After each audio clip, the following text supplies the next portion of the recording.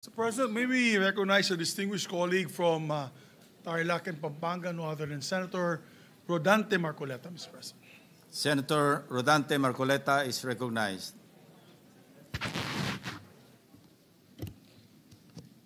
Marami pong salamat, Mr. President. Ako po ay tumatayo ngayon para sa isang usaping pampersonal at pangkalahatang pribilehyo. Ginoong Pangulo, ang gulo-gulo na po natin. Ito pong huling pagdinig sa Blue Ribbon Committee na kung saan ay lumabas po ang isang testigo na nagngangalang Master Sergeant Orly Gutesa. Ako po ay nabansagan na kulang po sa kortesiya.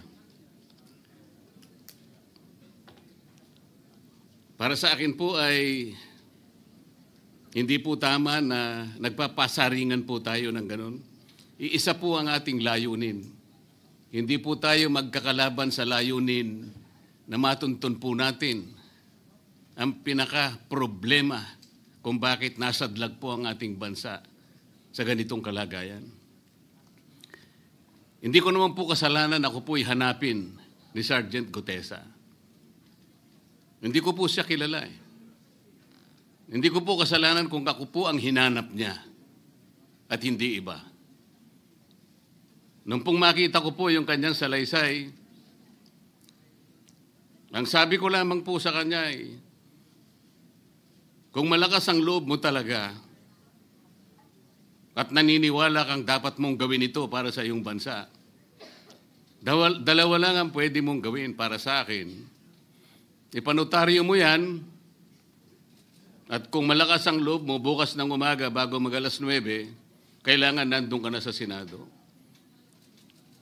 Alam po yung notaryo, para sa akin lang po yun eh. Gusto ko lamang siyang testingin kung talagang totoo nga ang kanyang mga gustong banggitin. Ang pinakamahalaga po ay haharap siya, tatayo, at susumpa sa kalagitnaan ng pagdinig. At doon ay pakikinggan natin. At doon ay sama-sama natin siyang i-interpolate. Tatanungin.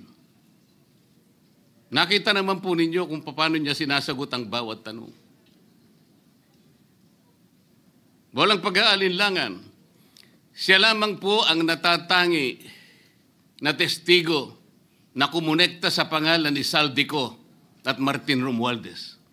Wala nang iba. Ngayon po siya ay naharap sa napakaraming pasaring din. Bakit po ako ay walang kortesiya? Hindi po ba ako ay humingi ng panahon sapagkat hindi ko naman po alam kung talagang darating siya nung araw na yon, kaya hindi na po ako nagsabi. Gusto ko talagang paniwala ang darating siya. Dumating nga po siya, kaya ako siya inilabas. Pero kung pag-uusapan po ay kortesiya, balikan po natin ang mga nangyari. Nung ako po ay chairman pa ng Blue Ribbon Committee, nagkaroon po ng pagdinig. Unang pagdinig ay August 19, 2025. Isang araw bago po nagkaroon ng pagdinig ang Blue Ribbon Committee, ang ating pong kasama, si Senator Lacson, ay nagkaroon po ng posting. Sa Twitter po yata ito, hindi po ako sanay dito eh. Babasahin ko po, August 20, 2025. The Senate Blue Ribbon Committee hearing yesterday is akin to the cart going ahead of the horse. Had the cart waited one day, it would not have missed the details of the truth about the many substandard ghost projects and more that will be exposed in my privileged speech today. Yun po ba ay courtesy din? Sa akin pong palagay, hindi dapat po nagkaroon ng ganitong pagpapasaring. Alam ko po ba kung sino-sino ang tatayo para mag-deliver ng privilege speech? Matagal ko na pong sinabi noon kung kailan po ang pagdinig. Wala po akong itinago. Ngunit kung sasabihin na kung naghintay kami ng isang araw, ay mas marami pa sanang mga detalye at katotohanan ang naihayag. Hindi po ba sinabi ko sa inyo noon, mismong Pangulo ng Republika ng Pilipinas ang nagbigay sa akin ng USB na nandun po lahat ang mga proyektong pinaghihinala na ghost projects. Ayaw ko lamang pong ilabas ng isa-isa sapagkat sa aking pagkakaalam noon, Ginoong Pangulo, mali din po yung binigay na mga coordinates sapagkat ang pinagbasihan nila yung MYPS, hindi yung PCMA, na palagi ko pong binabanggit. Sa mga kapatid, kahit na po yung mga binanggit na projects ng ating kasama, salig po sa mga maling coordination. At saka konti lang, pinili lang. Nagkataon lang po maganda nga talagang pagkakapresent sapagkat kulang na lang po yung cinematography at saka screenplay. Kung meron pa lang sanang sound effects, baka nandun yun. Huwag po sanang ganun magpasaringan tayo. Iisa po ang layunin natin dito. Yung matukoy natin kung sino ang merong utak dito. Na ngayon po ay unti-unti na pong naihayag. Sino bang natatakot kay Martin Romualdez? Marami po siguro dito sa kapulungan ito. Pero hindi ako natatakot kay Martin Romualdez.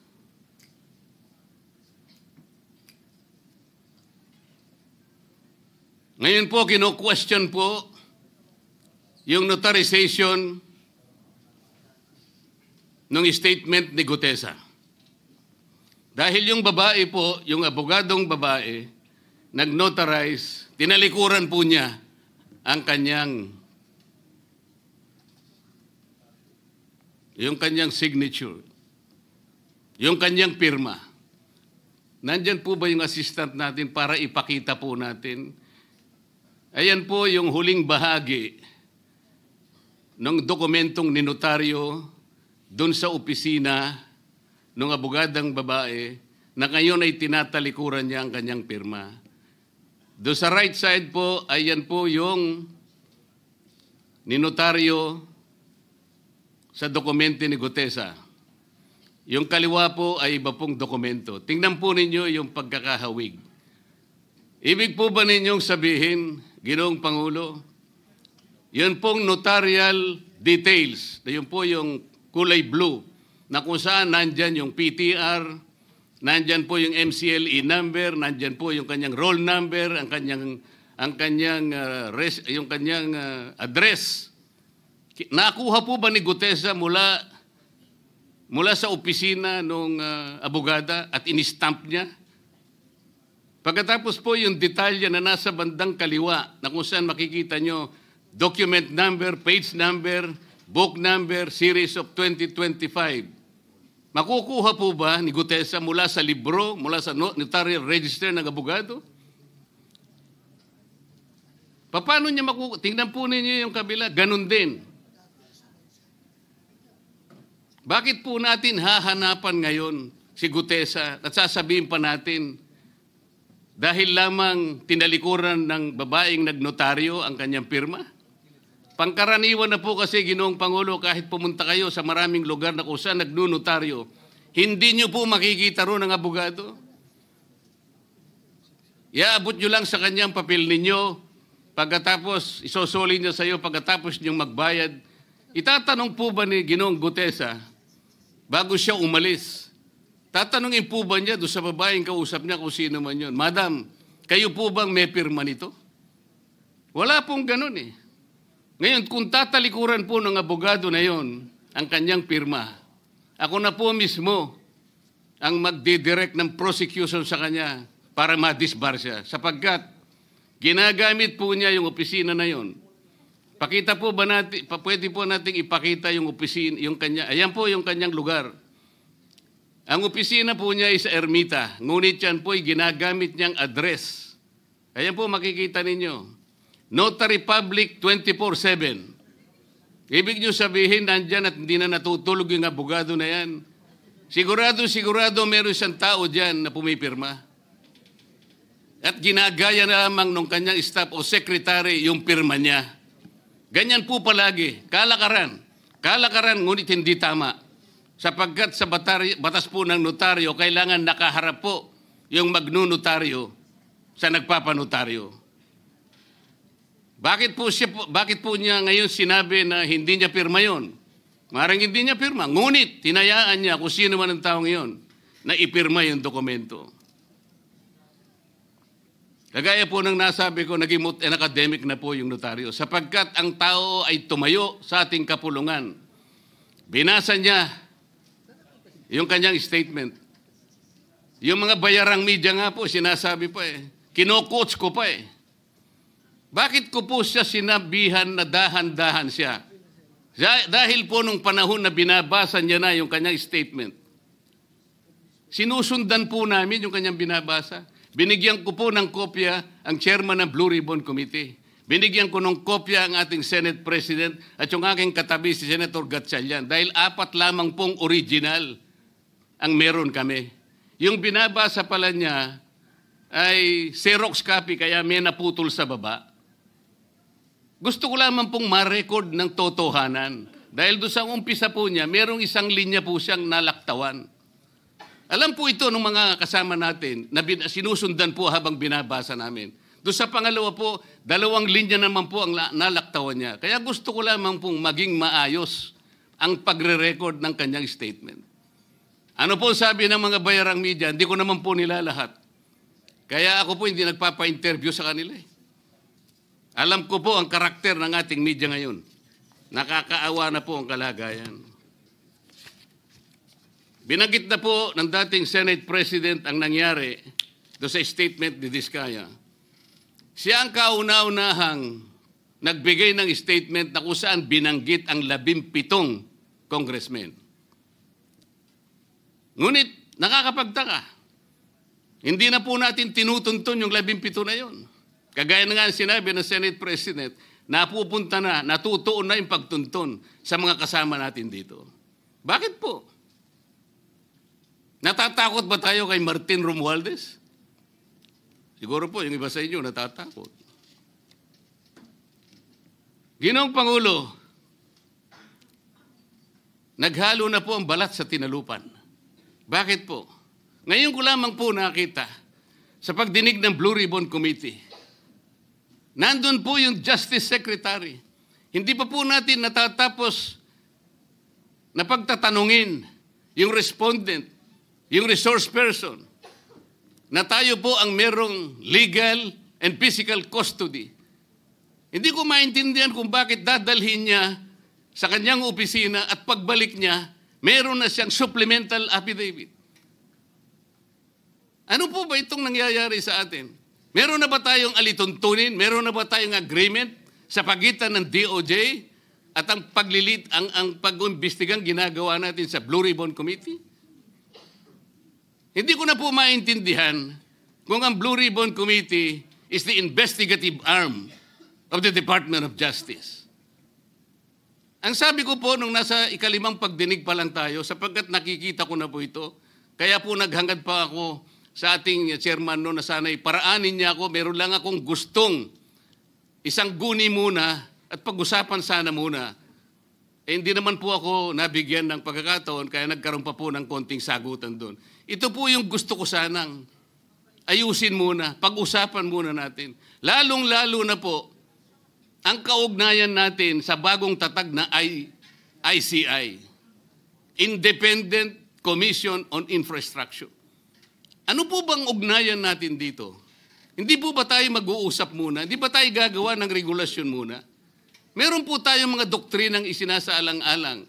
Nasaan na po ang institutional boundaries? Nasaan na po ang separation of powers? Nasaan na po ang system of checks and balances? Di ba natin isasaalang-alang ito? Dadalawang tao lamang po ba ang mamamagitan sa pagitan ng mga institusyon na ito? At mawawala na po kami sa picture? Are we supposed to be kept in the dark, Mr. President? Yung po, kung mo ba sinabi ng ICI na isa sa kanilang mga poder, kapag ka nag-request po sila, makakakuha sila ng impormasyon sa House of Representatives, sa Senate, sa korte, sa sandigang bayan, at kahit sinong otoridad. Ibig ba sabihin wala na tayong opsyon na tumanggi? Kailangan po natin pag-usapan muna yun. Ang nangyayari po sabog-sabog na po eh.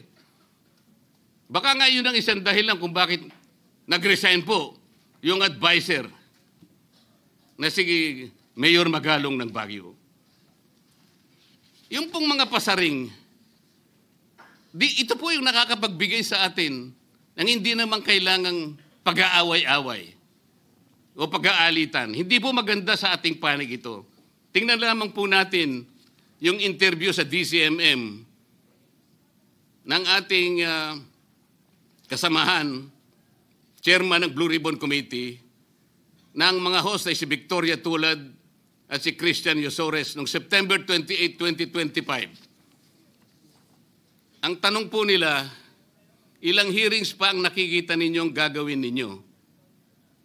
Ang sagot po ng ating kasama, Senator Lacson, yun ang hindi ko pa masabi. Dahil kung may bagong lumalabas na mga testigo at masustansya yung sasabihin, meron pang mga kakulangan na dapat na mapunuan, magtawag tayo ng pagdinig. Tama naman po yun. Pero ito pong pangalawang saknong, ang sabi po, pero kung paulit-ulit lang at masa-sidetrack o kaya palihis yung direksyon ng inquiry, yun ang i-assess namin kasi medyo lumihis na. Ano po yung lumihis? September 28, dito lumabas si Master Sergeant Orly Gutesa. Lumihis po ba o dumiretso? Mula kay Saldico, ikinonekta po niya kay Martin Romualdez. Sa akin palagay, dumiretso po, hindi tayo lumihis eh. Pagkatapos tinanong pa po, do you think po, coach po si Gutesa? At iba pong observation baka si Senator Rodante Marcoleta dahil parang sinabihan siya nung nagbabasa siya. O nalimutan mo, balikan mo itong paragraph na ito. Naipaliwanag ko na po kung bakit ko lamang sa sinansala at sinabi kong balikan mo sapagkat meron nga po siyang nalalaktawan base po sa sinusundan namin na binabasa niya na dokumento. Ang sagot po ni Senator Lacson, medyo natawa pa nga siya, kayo nang humusga sa lahat ng yan, tayo nag-viral na. Siguro, ang sasabihin ko na lang, yung hula nyo, yun ang hula ko. O hula ko, hula nyo. Parang, your guess is as good as mine. Hindi po maganda yung inference eh. Parang ang lumilitaw, kinots ko eh. Bilang isang abogado, magmula po nung ako'y maging abogado, inisip, hindi ko po ginawa yung mga bagay na ito. Kumisan nga ako eh. Hindi na abogado, sila pa yung nagsasabi eh. Katulad po ni Saldico. Ang sabi ko lang naman po eh, matunog na yung pangalan niya. Napakaraming sources na nagsasabi, kumukonekta kay Saldico, pwede ba natin siyang imbitahin? Ang sabi po, hindi na raw siya imbitahin because of interparliamentary courtesy. Ang sabi ko po, ang interparliamentary courtesy hindi po nalalabag kung iimbitahin lang siya. Halimbawa, invitation letter lang. Nagawa ko po yun kay Congressman Toby Chanco. Voluntaryo po yun eh. Kung darating siya, salamat. Kung hindi siya darating, okay lang. Ngunit, ang pinag-uusapan natin ay problemang kasangkot na po ang kinabukasan ng ating bansa. Sasabihin ba natin interparliamentary courtesy? Nakikinig po ang buong bayan. Tatakpan po ba natin ng dahil sa interparliamentary courtesy? Nakasulat po ba sa bato yun? Absolute po ba yun? Yun po yung aking ikinasasama ng loob eh. Hindi po tayo dapat mag-away-away. Iisa po ang ating layunin. Ang ating bansa ang pinaka-importante sa ating lahat. Bakit po kinakailangang ilihis natin? Bakit po tayo gagawa ng paraan para pagtakpan po natin ang hindi dapat pagtakpan? Ginoong Pangulo, ngayon po'y masasabi ko, si Master Sergeant Orly Gutesa ay mas credible pa po kaysa sa marami sa atin dito sa kapulungan ito. Si Master Sergeant Orly Gutesa, mas matapang kaysa sa mas marami dito sa ating kapulungan. Maraming salamat po, Ginoong Pangulo. Thank you, Senator Marcoleta. Majority Leader.